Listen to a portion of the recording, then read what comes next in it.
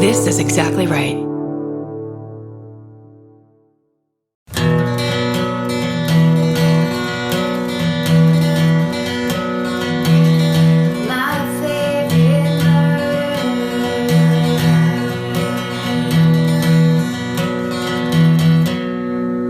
Oh my God. Oh, hi.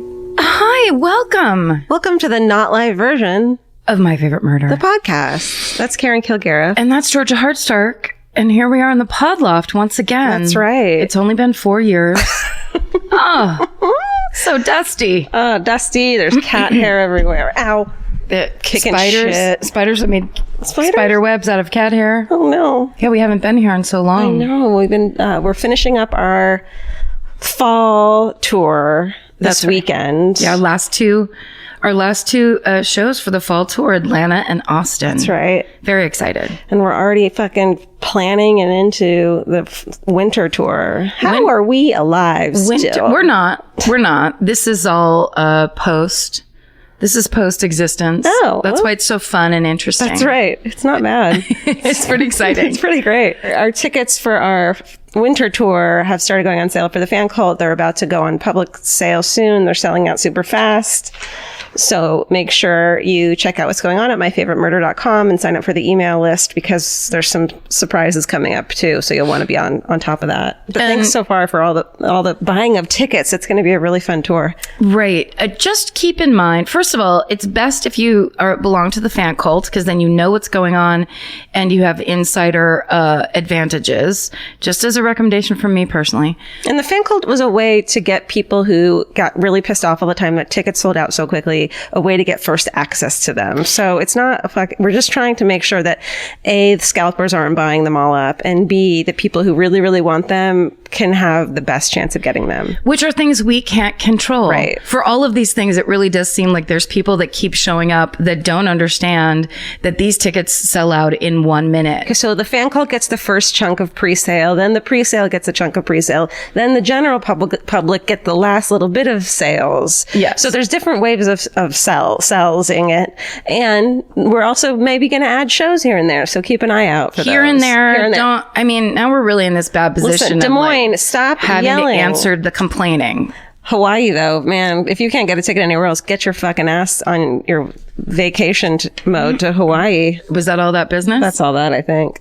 Listen to this fucking... Okay. So I'll speak for myself. I'm very tired. We had quite the week last week. We had an amazing group of shows in the Bay Area. Mm-hmm. Lots of my family and friends were there, which was very, very exciting to see everybody. Then we came home and then we had our Halloween show at the Microsoft Theater for 7,000 people, which was incredible. Pretty awesome and huge and big and awesome. Yeah. And then on Friday, we hosted the Winter Gala for PEN America, which is a nonprofit organization that supports the literary arts and free speech and basically makes sure that people who write and make, writers, make movies, do whatever. Journalists, yeah. Whatever. Journalists are protected and that free speech is protected, which is like, now more than ever. Right. So George and I had to host this thing. It wasn't a thing. It was a gala. It was a gala. Which all I want to do in my life is get dressed up and go to galas. And you really did. Your dress was awesome. Thank you. Thank you, Rent the Runway. Otherwise, I never would have been able to afford that. Yeah, it was really cool. It looked old-fashioned. Thanks. So was yours. No, I looked like a witch librarian. You looked amazing. It wasn't. I thought the gala was 3 months away, so I had a dress I wanted to wear hanging on my closet door that I was like, I'm gonna get there. That's with my the dress. Swimming routine and my other ways that I'm being reasonable these days. And then it was like, no, the gala is on Friday, and I was like, what the fuck? So we have to turn around and host this gala, which was very intimidating and whatever, and on the heels of everything else, a lot. But it went great. It was the people were the coolest. We met so cool. A lot of people that work for PEN America that were so nice. And then there was just a cavalcade of literary luminaries and stars in this audience. One of which, and my the thing I was the most excited about is the legendary actress Alfre Woodard presented director Barry Jenkins, who is the Oscar-winning director for Moonlight. He has a new movie coming out, and she presented his award. He won an award that night, I believe for film or for directing. And so Georgia let me skip in front of her because we were doing switching off introducing people. And so I got to introduce Alfre Woodard. And when she came up on stage, she gave me a scrunched nose smile and said, "You're doing so good," as she hugged me. And so I walked away very emotionally overwhelmed by that. And then she introduces Barry Jenkins. And then she comes off stage while he accepts his award. And she gives me another sweet smile, but it's like this really small area backstage. Yeah. And she sits down, and then I lean over her and say, "You're a legend." And then I burst into tears. I have never seen Karen so nervous around a person before. And she could not have been more sweet and lovely. But I think I scared her a little bit.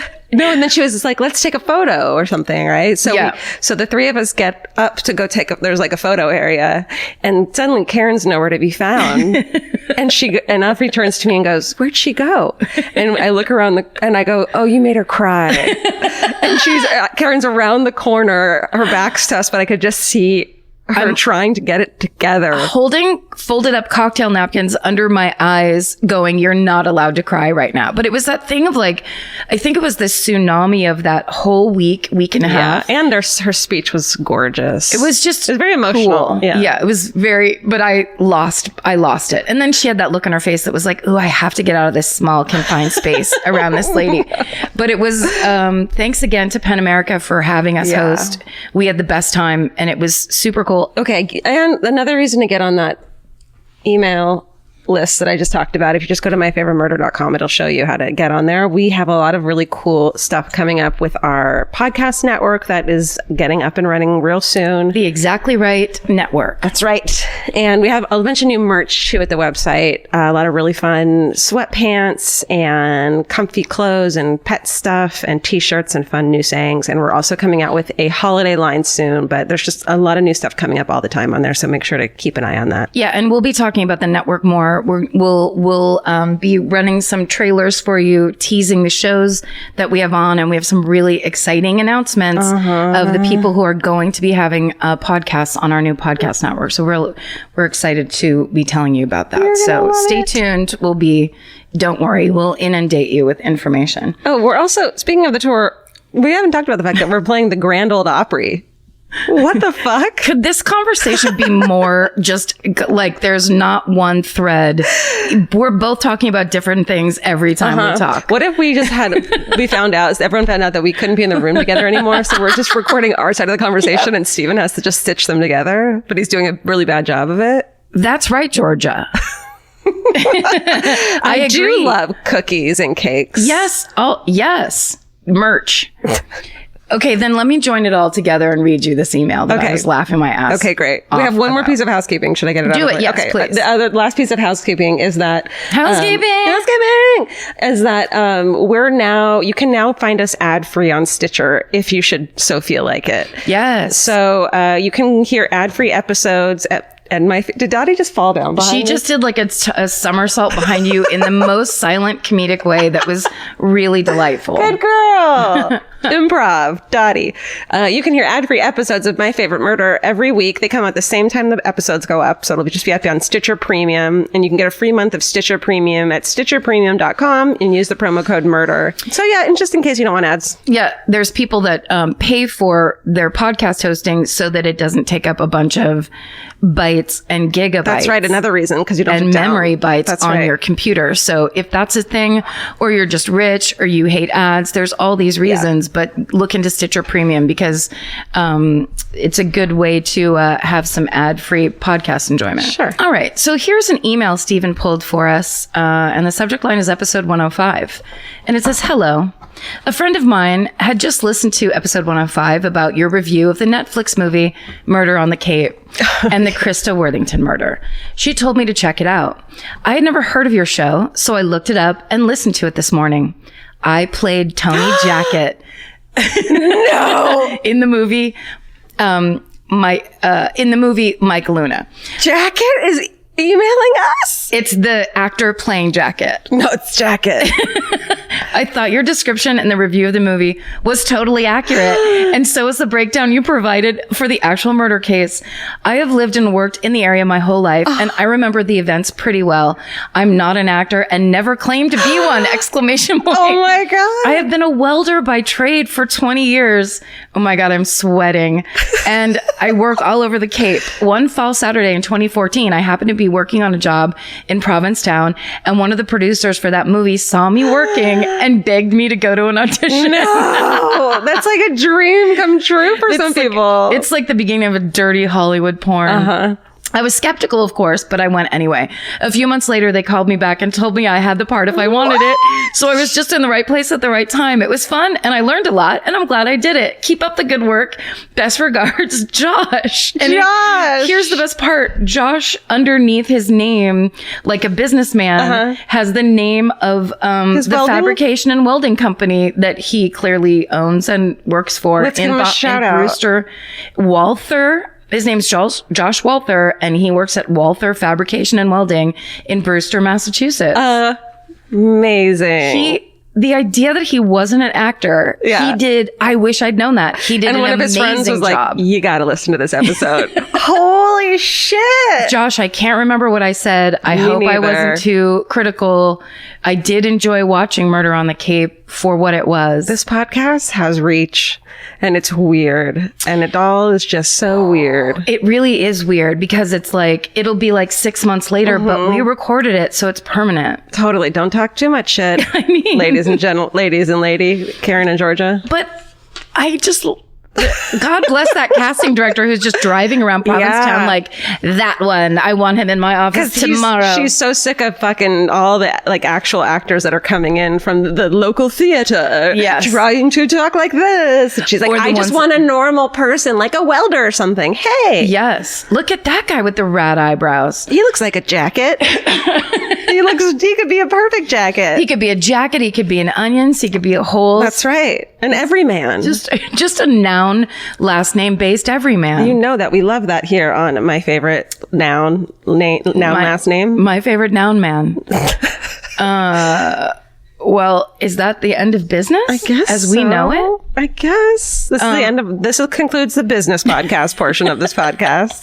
I feel like I would like to say this episode, for myself anyway, has the most slopped together feel for the fact that we just haven't done normal podcasting in so long. About your story, you mean? Yes, for sure. I'm pre-warning you about my story, but then also it's that thing of like, we've been doing so many other things. Yeah. This is the thing we actually do, and we haven't done it in so long. My favorite part, and I forgot how it works. Yes. I don't remember how it works. I don't remember being this boring usually. I feel like we're a little bit funnier usually. Yeah. Usually we give ourselves...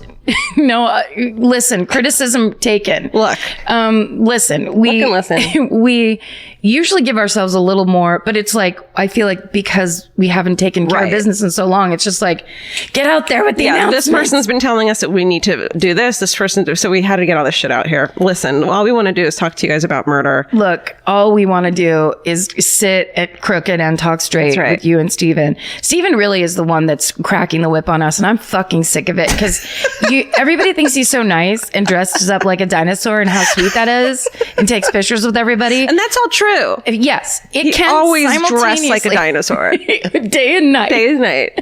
He's in the corner right now. In fact, I happen to know he's at Universal Studios today drinking. I'm calling you out, Steven. Steven, what were you doing?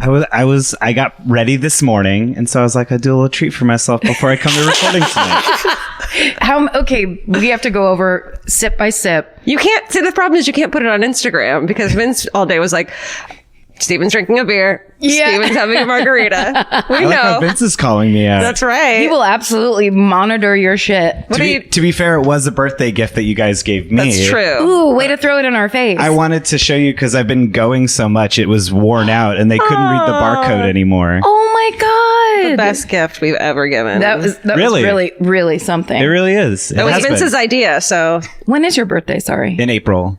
So he's been using that. Yeah. Oh my God, you guys, it looks like an antique poster if Harry Potter Universal Studios Hollywood was a movie from 1930. That's what this little piece of paper looks like. Like a train ticket. There hasn't been a train around here. Universal Studios around here. And Why? You can't get through the brick wall. I'm trying to make a Harry Potter reference, but my brain isn't going fast enough. They had 3 customer service people trying to read the numbers, and they were like taking bets to see who could get the numbers so right. you were all taking shots at the same time? Yeah, really. I was going to say, is that before or after the drinking began? I think because Horror Nights is over, nobody has anything to do. So, Oh, right. Yeah. All that extra holiday staff they hired. Man, we got to get Universal Studios to fucking, what's it called? Sponsor this, Steven. Yeah, that's right. I'm into it. Yeah. Now, where do you go to have your beverages, Stephen? Do you not want to give away your hang at Universal Studios? I mostly just grab a Modelo down by the old Jurassic area that's all closed. Do you work at the bar there? Do you have to get an extra job because we don't pay you enough? I get tips at that. Do you brown bag in a 40 of Modelo and just sip it by a closed... That's what Charlie, what's should. the best about Universal Studios is there's alcohol for sale everywhere. Yeah. Everywhere. And corn dogs. Parents, Yes. you don't have to suffer at Universal Studios. That's right. They don't want you to. No. Well, and they're the tall cans too. That's amazing. A tall boy? Yeah. It's like it's fucking Dodger Stadium or something. Hells to the yes. Except, well, no, I guess it is like Dodger Stadium because they are like $10. Oh, Oh, yeah. Yeah. Yeah, they're going to make you pay. Yeah. That's why it shouldn't be your total hangout. No, Just special occasion hangout. that's true. Like right before recording one of the biggest fucking podcasts. No, I don't care. Yeah, tonight's the big one. Oh my god. Just make sure you hit record already. Yeah. Yeah. Did you check all the mics and stuff, Yeah. Steven? That Modelo sure will fuck you up. No, so you had 6 of them? That's crazy. Yes. Wow. With America's #1 meal kit, HelloFresh, you'll get easy, seasonal recipes and pre-measured ingredients delivered right to your door. All you have to do is cook and enjoy. HelloFresh makes cooking delicious meals at home a reality. From step-by-step recipes to pre-measured ingredients, you'll have everything you need to get a wow-worthy dinner on the table in about 30 minutes. Say goodbye to endless grocery store trips and takeout. HelloFresh has you covered. There's something for everyone, from family recipes to calorie smart and vegetarian, and fun menu series like Hall of Fame and craft burgers. HelloFresh has more 5-star recipes than any other meal kit, so you'll know you're getting something incredible. HelloFresh is flexible and it fits your lifestyle. Easily change your delivery days, food preferences, and skip a week whenever you need. Break out of your dinner rut and make deliciousness part of every week with HelloFresh.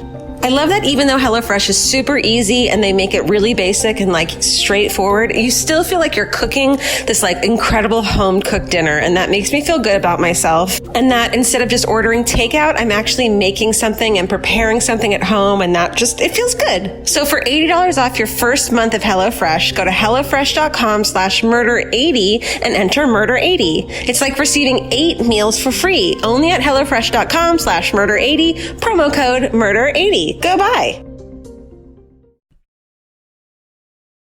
Are you sober enough to know who goes first tonight?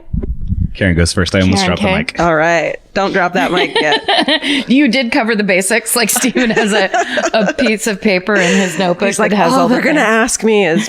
shit. So, you warned us. I've warned you. Are we getting read at an episode of I Survived?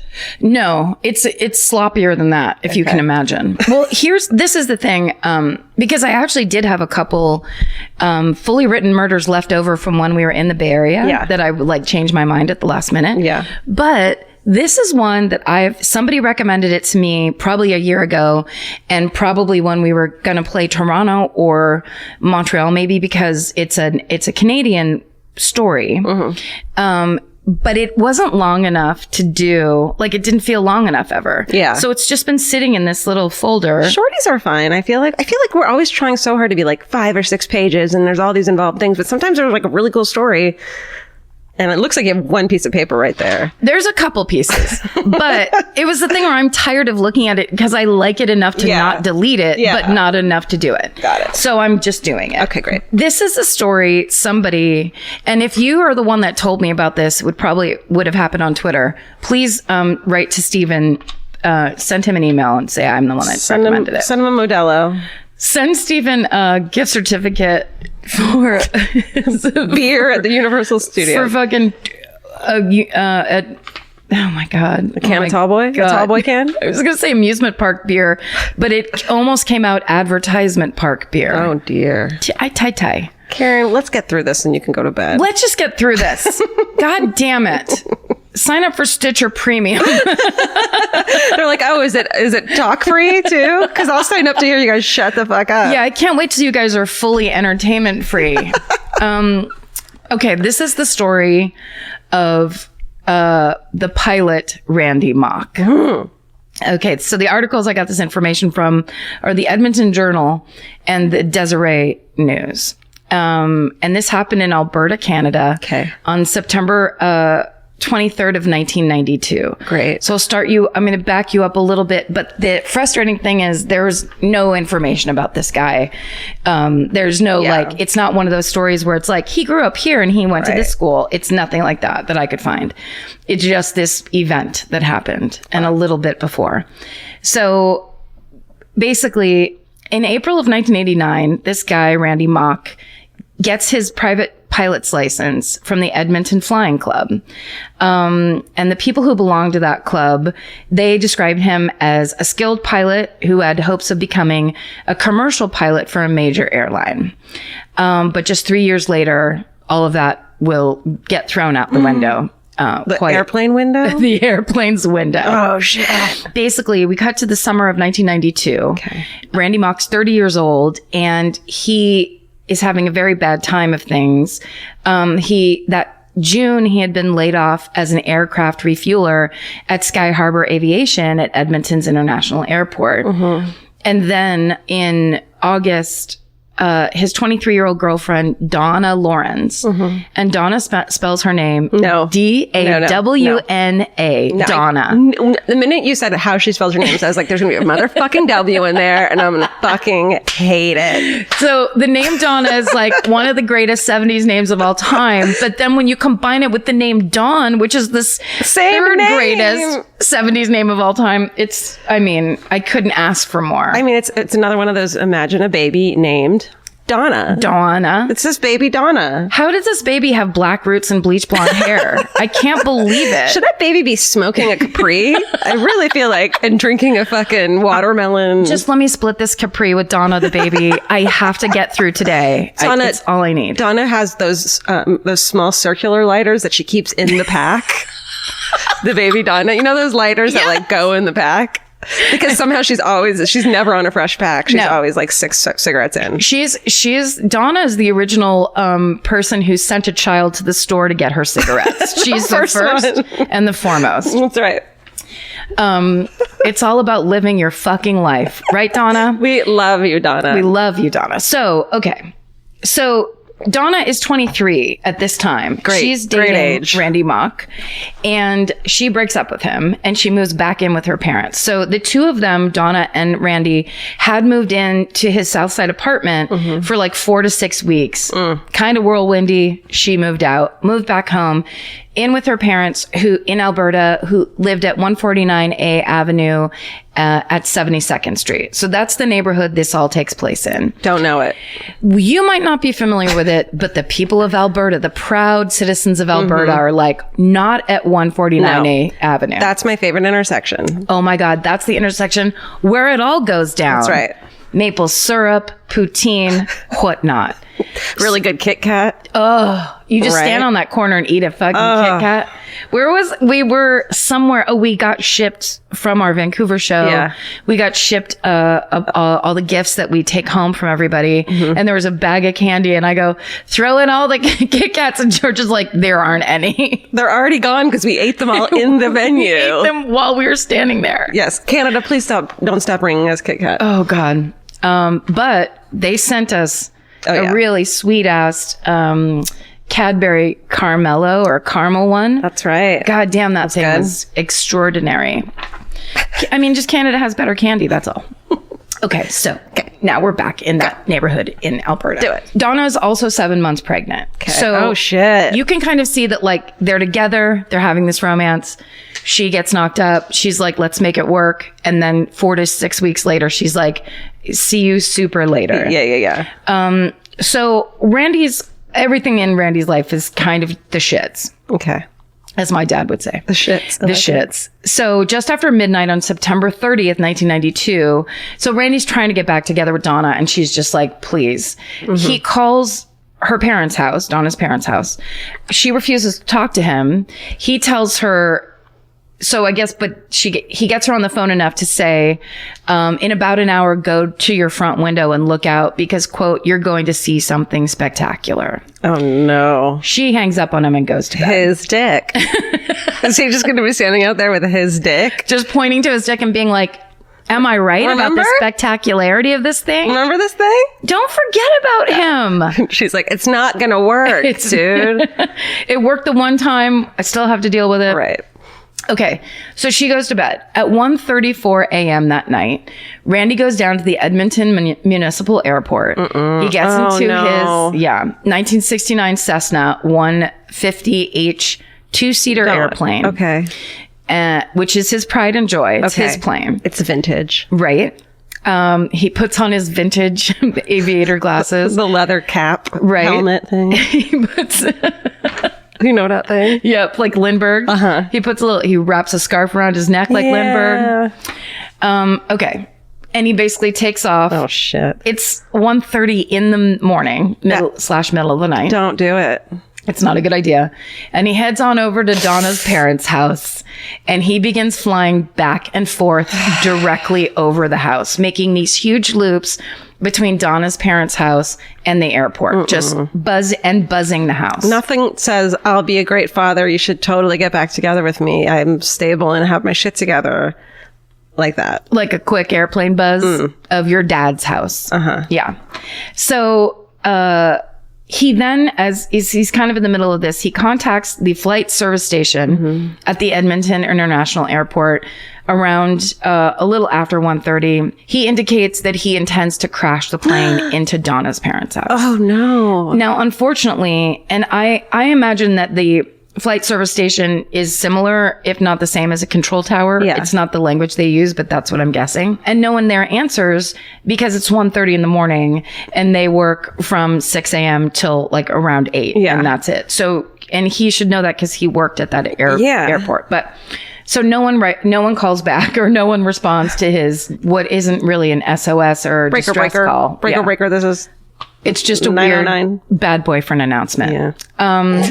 So after one pass, Dawna and her family run to their car and they drive to the Londonderry police station, which is only a few blocks away. And now at this point, the cops at the Londonderry police station, or the Royal Canadian Mounted Police, as they are called up there for short, they know about what's going on because the entire neighborhood is woken up and called the police going, Jesus. holy fucking shit, there's a plane, and not just doing circles he wasn't in the air, buzzing the house so that at one point, and he would be dipping down and cutting out the engine, and people were like, is he gonna crash now? He clipped the top off of a tree.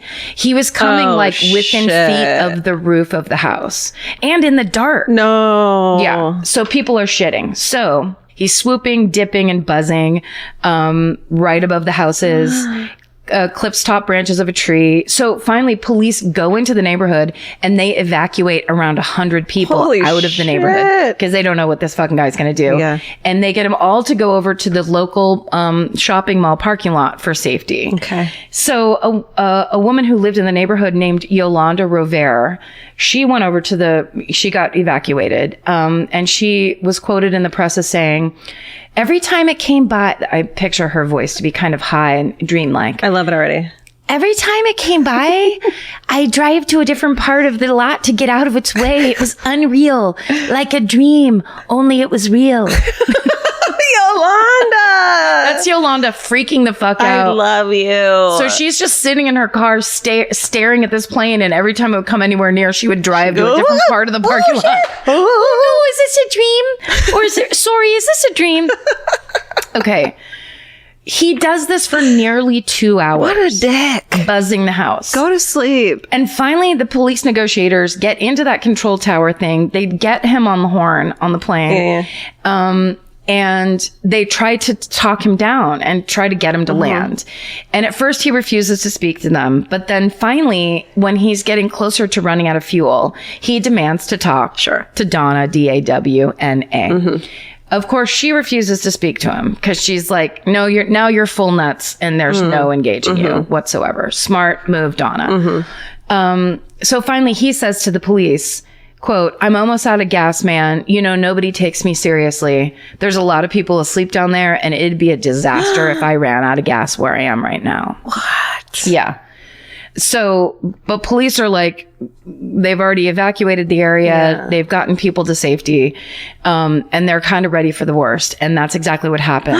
At 3:15 a.m., the engine on Randy Mock's plane sputters and stalls out for the last time. And then he glides the plane down neatly into the Lorenz's living room window. What? Just fucking glides it down, it runs out of gas, and then he just crashes it right through their living room window. Holy shit. And there's a theory that when he called and said, look out the front window, you're in an hour, you're about to see something spectacular. He thought he would trick her into standing in that window while he crashed into the house. No. Yeah. That's the theory. Yeah. That makes sense. But of course, he knows Dawna ain't like that. No. She's not gonna be standing around some window like, what is it? Yeah. A Is it fruit your basket? dick? Is it that good dick? Okay.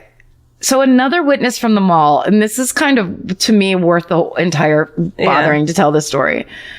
Another witness from the mall is named Don Rudko. And he was so close to the crash, but like seeing the airplane before it crashed, that he actually watched as Randy Mock casually flicked a cigarette butt out the airplane window a few seconds before he crashed it into the house. Holy shit. He told the press, quote, I could see the red spark as he tossed it out. I thought, this guy must be Cool Hand Luke. He's going to kill himself, and he flicks a cigarette out the window. Yeah.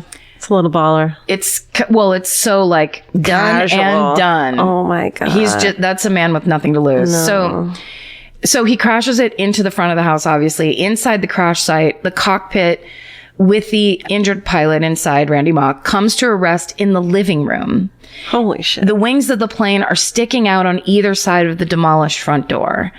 And the fire department has to go in and use the jaws of life on the cockpit to pull Randy Mock out of the cockpit. Oh my God. Which is so funny because when I was reading that, the jaws of life, when they were like an invention, it's basically like a different version of a buzzsaw that the fire department uses when people are trapped in cars. Yeah. So they used to have to just pull doors open, like either jimmy them open or like pull them open with their hands. Yeah.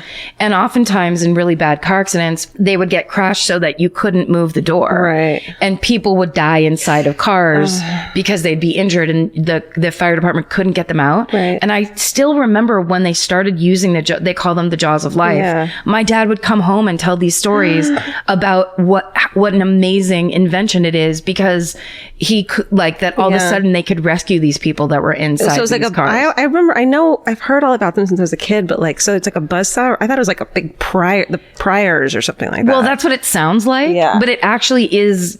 It's from what I remember seeing in pictures, it just basically looks like a chainsaw that you can use on metal. Wow. So it's like, I'm sure there's a way they pry them as well, but it's basically like a way to get into a jammed door. Damn. I know. Crazy. So they have to go in and get him out.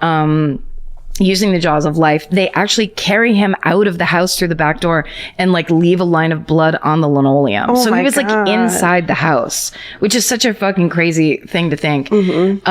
He's taken to the hospital with serious skull fractures and facial injuries, and he ends up dying in the hospital a month later.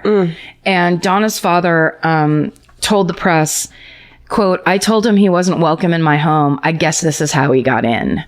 And he gave the press that quote while standing in his living room filled with shattered glass and bits of aluminum fuselage. Holy shit. And then Dawna's brother, they didn't have his first name. He says to the press, it was one of those love things.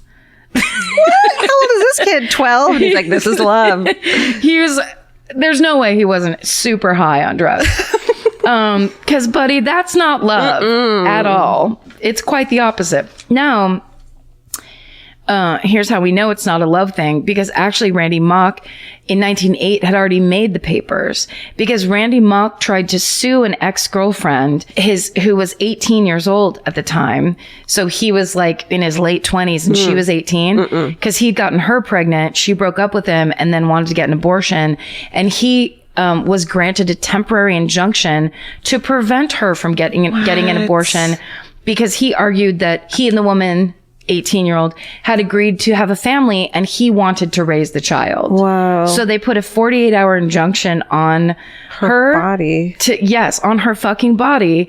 And then a judge refused to extend it past the 48 hours. And she immediately went and had an abortion because she did not want to have a child with him. Jesus Christ. So clearly he had some issues with women and relationships and what his part in their the role he had in their lives was. Right.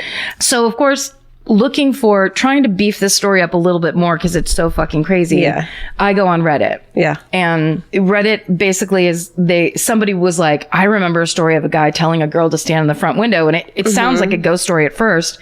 Turns out it's the Randy Mock story.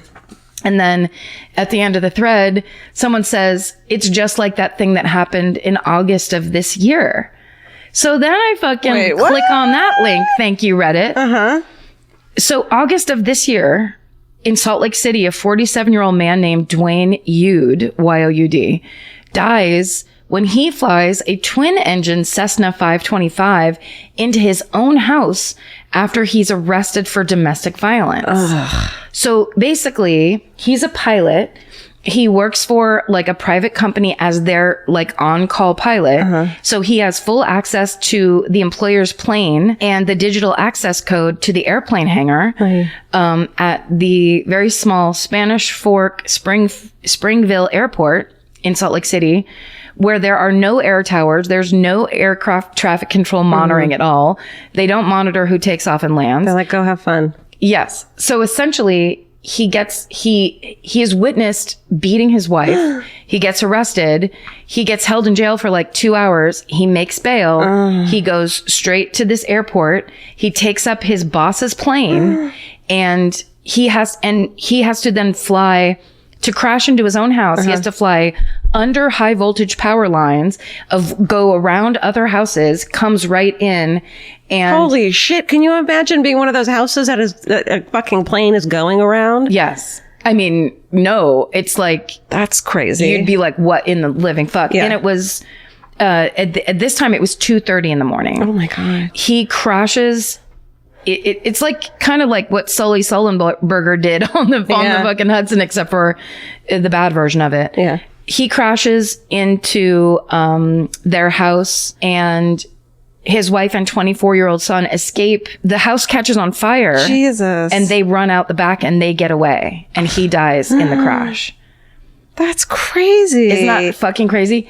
And then at the end of that article, I swear to God, it says, this is the second bizarre airplane incident in recent days. I wouldn't call that bizarre. I call that a fucking psycho dick. Nightmare. Yeah. Yes. Abuser. Well, also, I think it's like, we look at pilots, people who fly planes have to have nerves of steel. Yeah. They have to be constantly the most reasonable person everywhere they go, because they have to handle shit. They're like the bottom line of handling shit. Yeah. And it seems to me 99% of most pilots do exactly that at all times. You'd hope. I mean, right? It seems like they just do it. So when one loses their shit, it's like so, because the quotes they had in that article were the people that he worked for 13 months, so not forever, but still they were like, he was rock solid. He was like, of course, he was the golden boy. People put on this like facade of this normal, I've got my shit together, and then they just then snap, but it's calculated and like you can smoke a cigarette and fucking right before you crash a fucking plane because you're just so used to being like acting like everything's fine and normal. That's right. As you're doing the craziest thing anyone could do, you're also like, anyway, smoke a cig. Ding. Okay. Yeah. So, and also I think it's that thing of like when the veneer cracks, because he had been witnessed beating his wife, then arrested for it. So it all was like any secrets that they had at home were now fully public. And he was like, the end, family annihilator style. We can't live through this. Right. But apparently, so at the end of that article, it said, it's the second bizarre airplane incident in recent days, quote unquote bizarre. On Friday, an employee stole a turboprop plane from the SeaTac International Airport in Seattle and flew it for more than an hour before dying in a crash on an island southwest of Tacoma. What the? Oh, I remember that. Yeah, when someone just stole an airplane and then crashed it. That's right. And killed themselves. Yeah. So that's my short, sweet, and super insane, like, here's some weird airplane stories. That's crazy. I want to know more about that last one because the guy seemed totally normal and he wasn't trying to hurt anyone. That one, he was just... But he was, I mean, if he's a pilot, the way he did that, you know, like, you can only get so far. You have so much fuel. Yeah. You know what the end game is when you take a plane up in the air. That's part of your job, I think, as a pilot. This guy just seemed to like kind of snap. Yeah. And I don't think he was a pilot. I think he was like worked with planes. And so he didn't even know how to land. Think that's what it was? I don't know. Yeah, I'll have to look in more. It does say an employee. So you're right. It doesn't say a pilot. Yeah. That's crazy. Wow. Yeah. Well, I was going to look that one up too. And then I'm like, now I'm just belaboring the fact that I just had two small stories, but still so crazy. Yeah. That's creepy. That's weird. Well, shit. All right. Well, good job for thanks. being tired, I think. Now it's out of the folder, so I don't have to think about it anymore. Great. Delete. Right? Delete it. Okay. Well, speaking of Seattle. Oh. I'm not going to tell you too much about this because I want you to kind of guess some shit. But this is basically the Seattle cyanide poisonings. Okay. My first guess was going to be Bigfoot, but I guess that now that I hear the word cyanide, I'm going to retract it. Okay. It's not Bigfoot. Okay. June 11th, 1986. Right after my 6th birthday in Auburn, Washington. Right after my 16th birthday. Oh, we had a surprise party. It was fun. Cute. So Auburn, Washington, it's a suburb about 25 miles outside of Seattle. 40-year-old Susan Snow. She's a mother of 2 teenage girls. She works as a bank manager. She woke up at 6 a.m. and started her normal morning routine. She kissed her husband, Paul, who was a long-haul trucker, goodbye as he left for work, and wished her 15-year-old daughter, Haley, a good morning, goes into her bathroom, plugs in her curling iron, starts to get ready for work. But another one of her normal routines in the morning, which she did all the time because she suffered from really painful headaches. She took her, pretty much daily dose of 2 extra strength Excedrin capsules from the bottle in her kitchen. Oh shit. That's right. About 40 minutes after she went into her bathroom to get ready, her daughter Haley went into the bathroom to see what was taking her mom so long. No. I know. And found Sue collapsed on the floor of the bathroom. Sue was unresponsive but had a faint pulse. And when Haley called 911, she told them that it seemed like her mother was asleep but with her eyes open. Oh, no. I know. That's so awful. It's so sad. Gasping for breath and her pulse fading, Sue's flown by helicopter to the hospital where doctors work to determine what is even wrong with her. They don't know how to help her because they can't figure out what's wrong. Maybe she slipped while getting ready and hit her head, but she didn't have any bruises. Had she been electrocuted by the curling iron? No. And nothing seemed to add up. And so doctors were baffled. And just a few hours later, Sue Snow had died. Shit. Yeah. During the autopsy on Sue Snow, this chick, she's the assistant medical examiner, Janet Miller. She's like, yo, I fucking smell a very faint scent of bitter almonds, which I know from experience means cyanide. Now, you were pointing at yourself, Georgia, but you were playing the part. Janet is like, yo. You were in the role of Janet. Yes, right now. Janet knows from experience that, like, that's the scent that bitter almonds. Historically speaking. Like the book that was written about this is named Bitter Almonds. Is it really? Yeah. Because also it's kind of a play on words. It is. As you'll see soon. The main medical examiner person was like, shut up. you assistant, be quiet. I don't smell anything. And they're like, well, and also doesn't show any of the telltale signs of cyanide poisoning. Like her skin wasn't bright pink, that sort of thing. So she was like, blew her off. She was going to just put down that she died of natural causes, had an undiagnosed heart issue. And Janet, then later, this doctor comes in to say to the main person, so what happened? And she starts to tell her like, oh, it's just a heart issue. And Janet's like, yo, motherfuckers, you should probably listen to me. And like told another doctor and was like, good. This bitch is not listening to me. You should listen to me. Awesome. Amazing. And her fucking politeness and not staying in her lane might have saved a bunch of other lives. I bet it did. Because when they sent Janet's, tissue, blood, things. Sure. Information. When it was tested, it was verified that Snow had died of an acute cyanide poisoning. And then I wrote, and Janet was like, booyah, bitches, and toasted her badassness with her friends that night, probably. Don't you think they all had like champagne and was like, I fucking told this bitch it was fucking cyanide. But also, why resist if you're looking into someone's death? A 40-year-old woman dies unexpectedly. There's no explanation. And someone smells the faintest bit of fucking bitter almonds. Yeah, and also just like, it's that thing of how many years of coroners being like, I guess it was a heart embolism or like some weird made up thing where it's like, or look into it. Right. Or if one person smells almonds. Yeah. And the thing about cyanide too is that the ability to smell it is genetic, and 20 to 40% of the population don't carry the gene to detect it. Ooh, then you shouldn't be allowed to be the coroner. That's right. Or you should have someone who can. Yes. I don't know. These are the things we're going to get solved in the next midterm election. That's right. We're going to have a ballot measure, and it's going to be great. Smell that cyanide. Hey, does it smell like cyanide to you? Then get the fuck out of this department. Yeah. So investigators go and examine the contents of Sue's house, and they discover that the source of the cyanide is the bottle of extra strength Excedrin capsules that both Snow and her husband Paul had used the morning of Snow's death. 3 capsules out of those that remain in the 60 capsule bottle were found to be laced with cyanide in toxic quantities. So the husband fucking took some, she took some, and she died. And there was 3 more in there. Whoa. That were cyanide laced, right? Suspicious. And so this murder by cyanide is a fucking huge sensational news, of course, across the nation.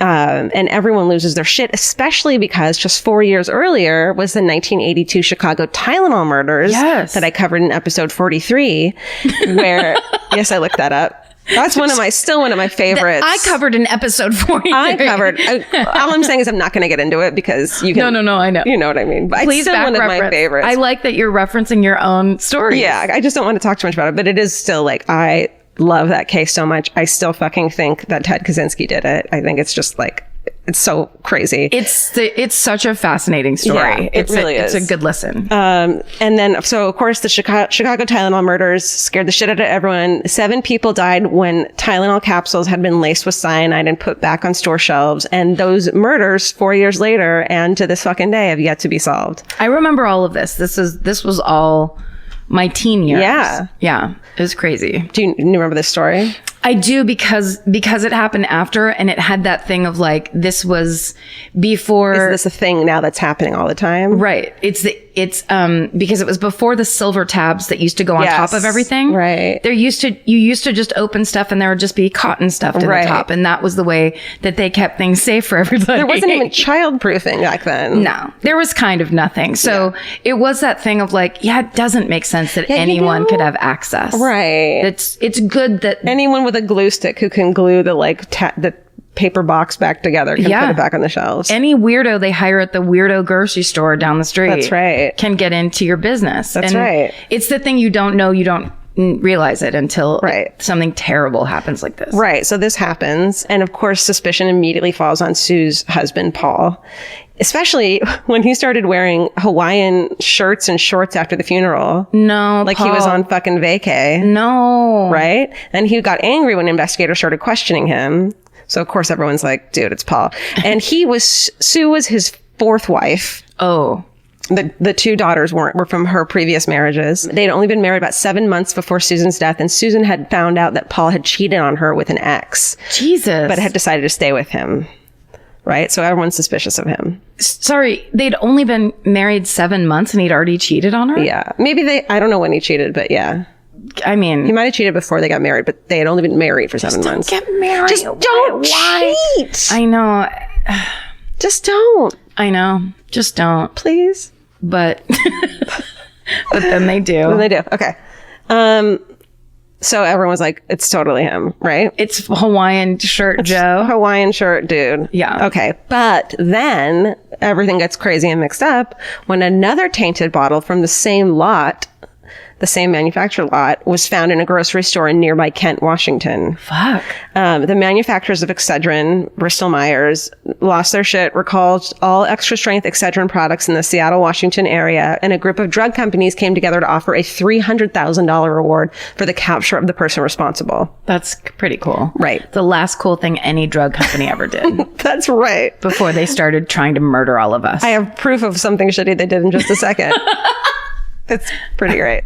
That's when, okay, so then this money comes forward and like, we need help finding this.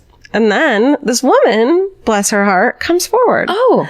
This woman's name is Stella Nickel. She tells authorities that on June 5th, so it's about a week before Susan had died, about a week before, her husband, Stella's husband, Bruce, had come home with a headache from work, taken a bunch of Excedrins.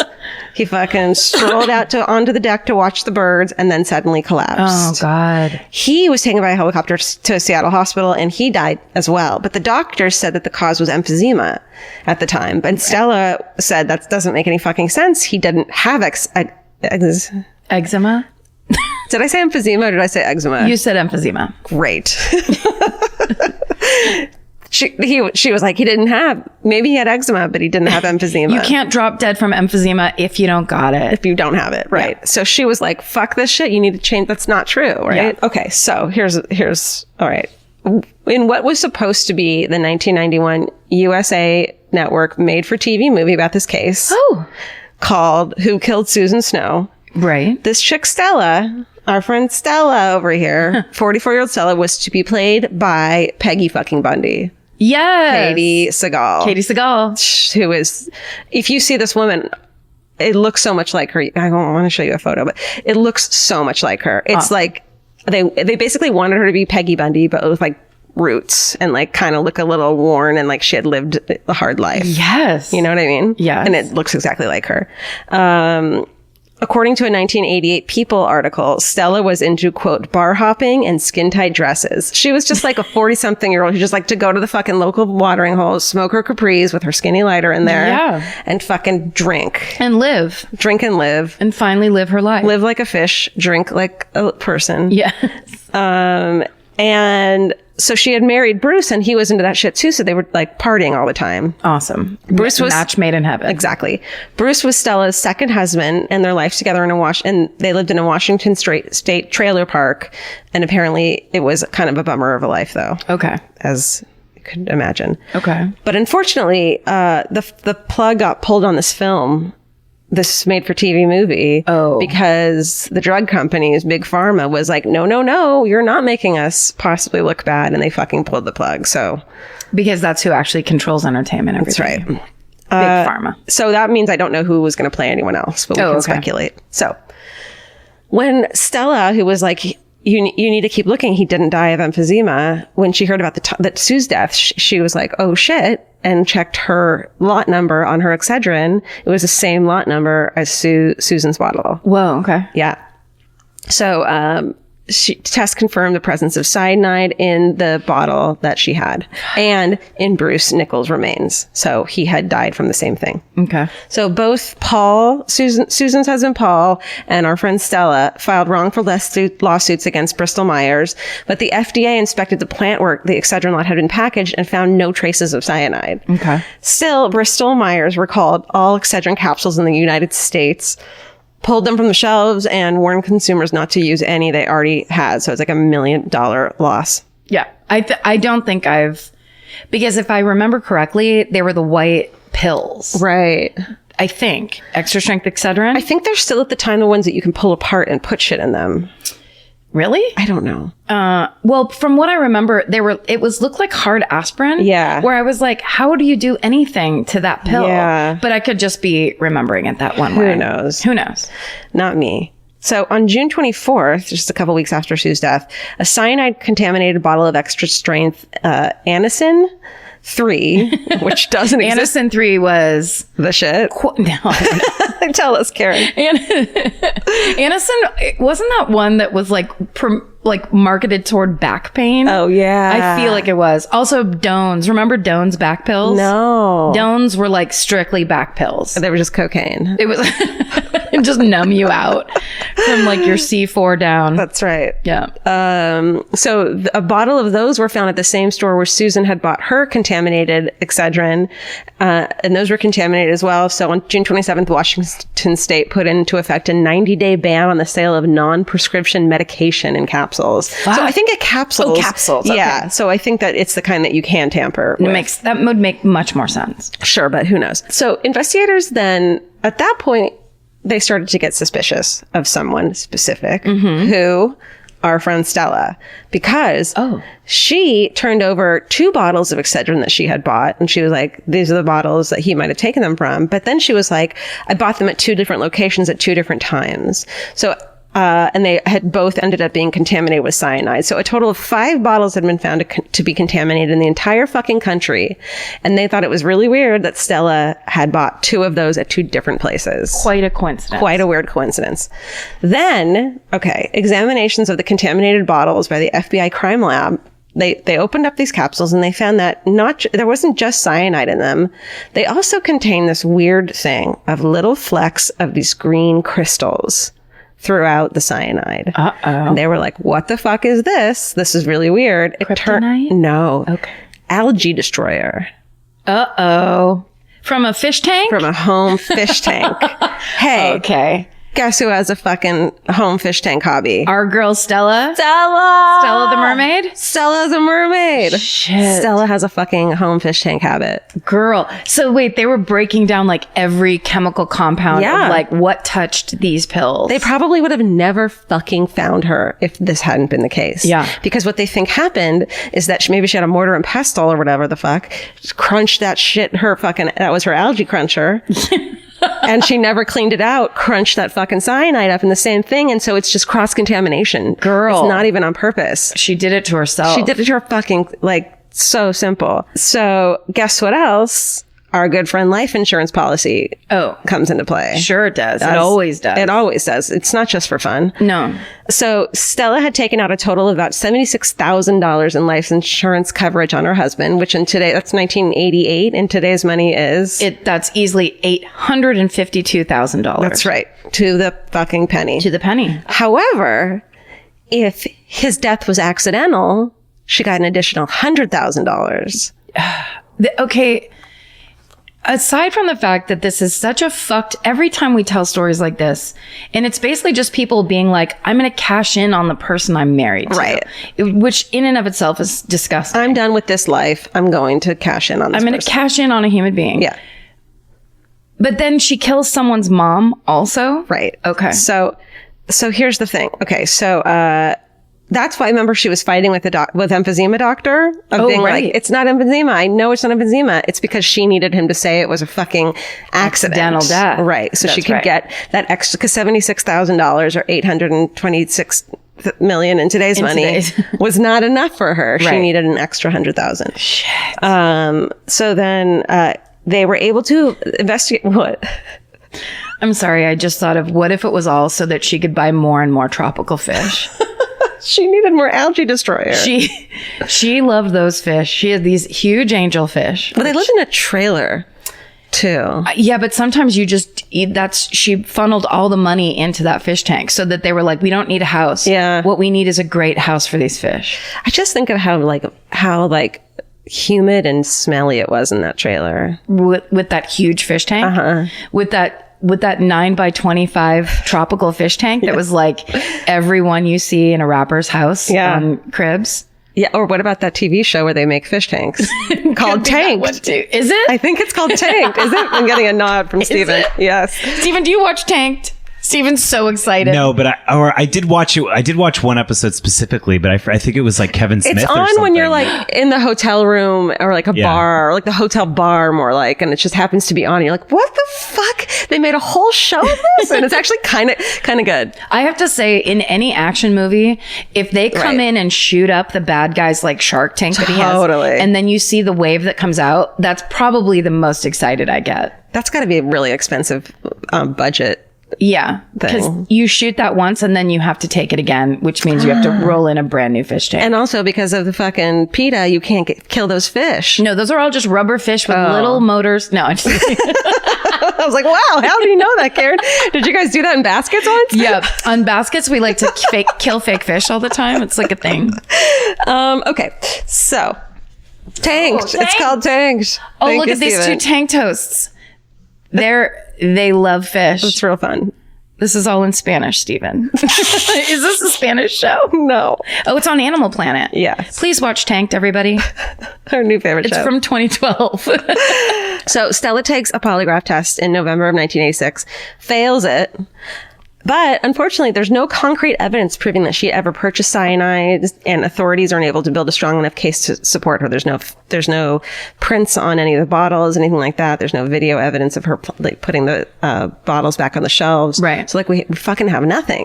And it's possible that this case would have even gone cold and no one would have been arrested except for her daughter who fucking hated her. Oh, shit, girl. Okay. So 27-year-old Cynthia Hamilton, who would have been played by a fucking hard-lifed Molly Ringwald. Oh, shit. Yeah. Okay.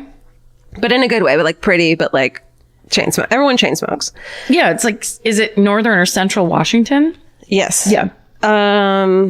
And she was in and out of her mother's life for years. When Cindy, the daughter, was 9 years old, Stella had hit her with a curtain rod so hard it had bruised Cindy's legs. So Stella was pretty abusive. Oh, shit. And Stella had been charged in order to go to counseling and said that, but Stella denied ever hitting her daughter and said that her daughter made the whole thing up because she was jealous of her. The 9-year-old girl was jealous of her. Oh, no. So she basically, Cindy, that's the daughter's name. Yeah. Cindy has a total sociopath of a mother. Yeah. Okay. Cindy's got... Cindy from an early age is like, oh shit, my mom is capital A crazy. Right. But Cindy has a conscience. That's right. Where are we? Number 2. Cindy has a conscience. Yes. And is like, this isn't right. I need to talk to the fucking authorities about this. And even though it was her stepdad, it wasn't even her real father. Yeah. So in January of 1987, Cindy approaches the police with information. She said that her mother had spoken to her many times about wanting her husband dead. Oh, Cindy's no. stepdad. Stella had told Cindy that ever since Bruce had quit drinking, he was a bore. Now listen, as someone who's quit drinking, I know that that's a fact.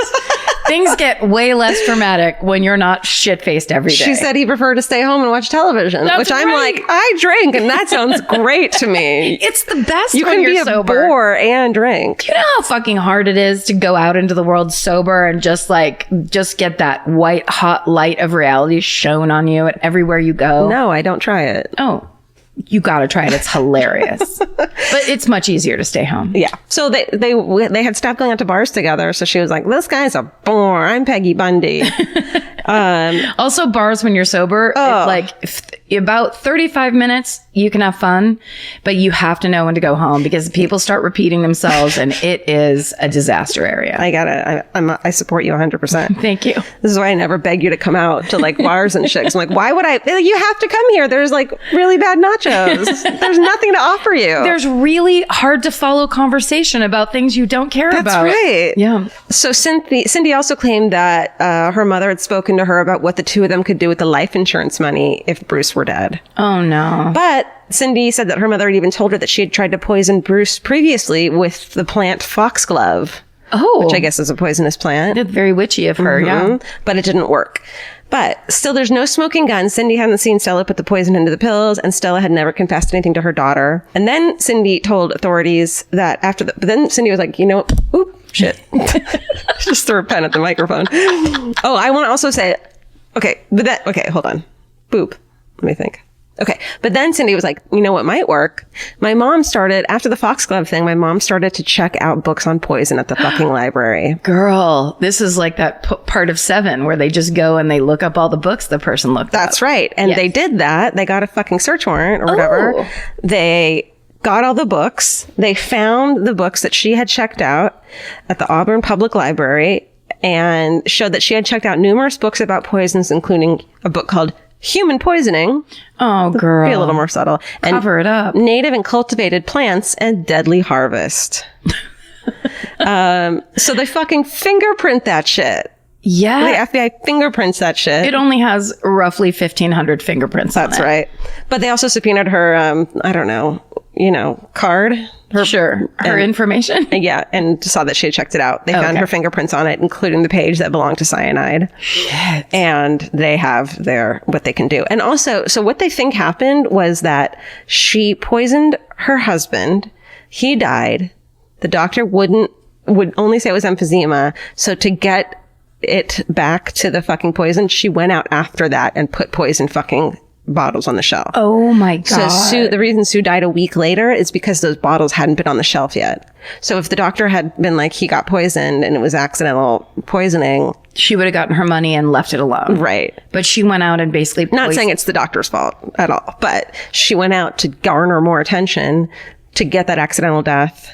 And killed Sue. And killed Susan Snow. Wow. Isn't that fucking awful? Yeah, it really is. So awful. It is. So on December 9th, 1987, Stella Nichols indicted by a federal grand jury on 5 counts of product tampering, including 2 which resulted in the deaths of Susan Snow and Bruce Nichols. So she's not. So it's federal because after the Tylenol murders, the FBI did a strict new federal anti-tampering act, and it was like super strict. You can't tamper with drugs. So that's why it was federal. But so she wasn't tried for their murders. Oh. It was tampering that led to the deaths of these 2 people. Why? Because that sentence would be longer or something? Like it was a bigger deal? I don't know. So you said that just like my cousin Eileen. Really? I don't know. So she goes to trial in April of 1988. Cindy agrees to fucking testify against her mother as long as her mother doesn't get the fucking death penalty. And they're like, great, that won't happen. Talk about, wow, what a complex relationship that is. Yeah. Stella's found guilty on all charges. She becomes the first person charged and convicted under this federal anti-tampering act.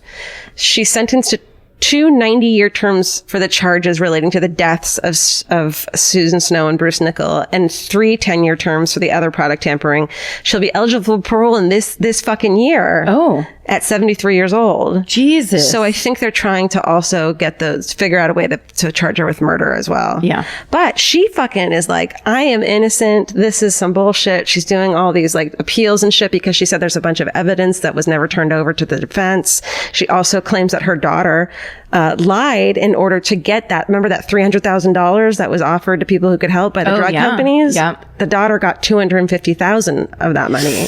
So it's almost like she said, like she's doing it for money. She's doing it for money. Wow. Yeah. So, but fucking Stella Nichols continues to maintain her innocence.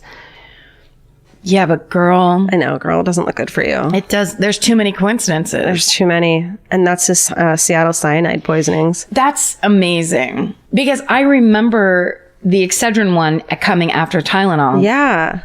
I did not know it was that involved and Isn't crazy. that crazy? Yeah. How did I didn't really know about it either. So nuts. Yeah.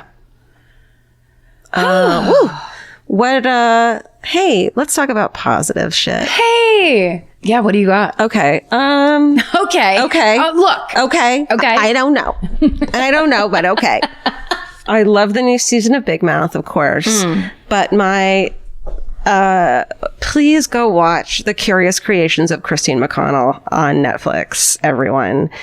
It's there. Everyone's saying, and it's so true. It's like Tim Burton meets Martha Stewart. Oh. But it was also filmed at Jim Henson's studios. I think because there's puppets and shit involved.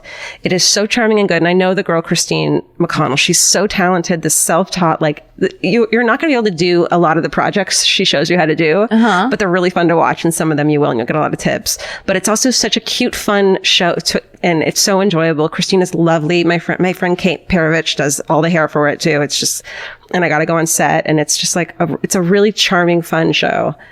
So sorry, it's like a craft show? It's like a cooking and craft show with a storyline that she is this macabre, like, woman who lives in the house with her pets, which are these, like, this raccoon that she taxidermied and came back to life. But it's got like a fork for a hand, and her name's Rose, and I'm in love with her. And like the Sphinx cat, who was this Egyptian god, and he's just amazing. So she's real. She's like real. A scripted, like, she's this reality show almost. It's like a scripted cooking show. Okay. So it's like Giada De Laurentiis if she and Tim Burton made a show. But she shows you how to make these things. And I've followed her on Instagram forever. She's just incredibly talented and really, really cool girl.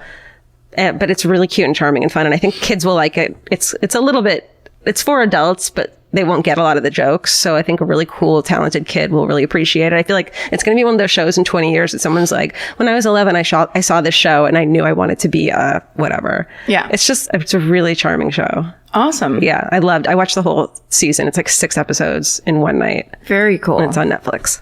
Awesome. Yeah. Yeah. I'm just trying to get a sense of like, it's crafts, but also it's script. It's cooking and crafts, to it. And it's like you come into her house. It's like her family. Like you come into her house and she shows you how to make all these things based on whatever day they're having or whatever's going on. It's just a really cute show, and Christine is just lovely. Cool. Yeah. I have to see it. Yeah. Well, mine this week would be to mention that Tales from the Tour Bus has started again.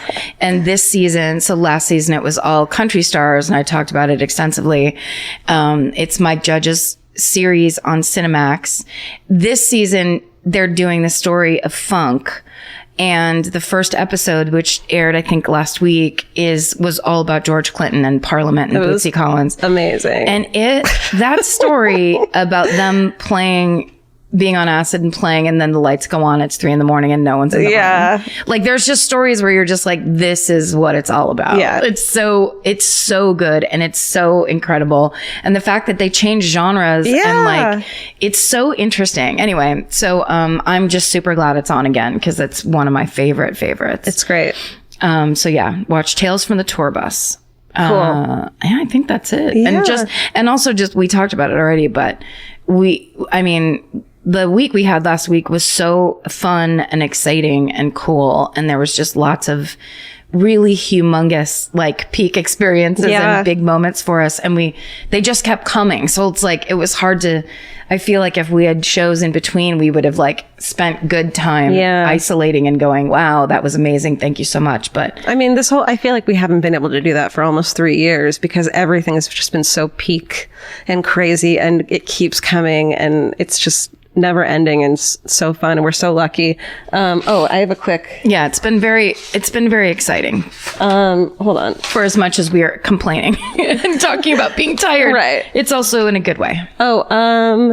Also, shout out to Cincinnati Murderinos. They raised $1,267 for RAIN during their murder ball in October. Nice. They said, yes, we had a murder ball with music and dancing and costumes and a cookie bar and a photo booth. Yeah. Hope we made you proud. You fucking did. Yeah, you did. I think Cincinnati Murderinos. This whole thing is just bananas. Oh, I would also like to say this, because the midterm elections just happened and everyone busted their ass. Everyone voted. There's the highest, they say it was the highest percentage of youth vote ever. Amazing. Or something like that. Yeah. Like that the difference is like hundreds of percentages up. So thank you all the 20-year-olds that kind of weren't paying attention before, and all of a sudden we're like, we got to take part, because real change was affected in this last election. And we're stuck in this media, like a media kind of turnover where nobody ever focuses on how good things are, that when the good things happen, Right. they just speed right to, well, this problem and that problem that's going to be coming up. But hundreds of women were elected into the government. Like major changes happen. And I think like it's really good to go find those stories where, you know, people are grassroots style taking back this country and pulling it back from out of the hands of these fucking lunatics and these hate mongers and these literal Nazis. Yeah. People are standing up and going, no, fuck you. That's not how it's going to go. And I know personally, I was just really scared on Tuesday that it wasn't going to go that way and that there was going to be a lot of like really negative things that happened. And there was so much to be excited for the next day. Hopefully with the recount with Stacey Abrams, that she will, I mean, it's kind of amazing. Yeah. We're going to Atlanta and that's where like the biggest story in the election is happening right now. Totally. But just thanks to everybody who voted and participated and like stay positive and stay engaged because there's more work to be done. Yeah, even if you didn't get the outcome you wanted, you affect change when you show up. When you show up and you vote for the people you believe in, and which means voting against the like straight up white supremacy that's happening in this country. That's right. It's so fucking crazy and awful. Also listen to Pod Save America, which is like cutting edge podcasting about the political system right now. Right. If you don't know things or you want to know, there's so much information just right at hand. Yeah. And it's easier than ever to be informed and to take back this country. So that's right. Thank you for everybody who did it and participated because it's so important. Yeah. Right, everybody? And thank you guys so much for listening. We appreciate it so fucking much. Yeah. And stay sexy. And don't get murdered. Goodbye. Elvis. Want a cookie? There it is.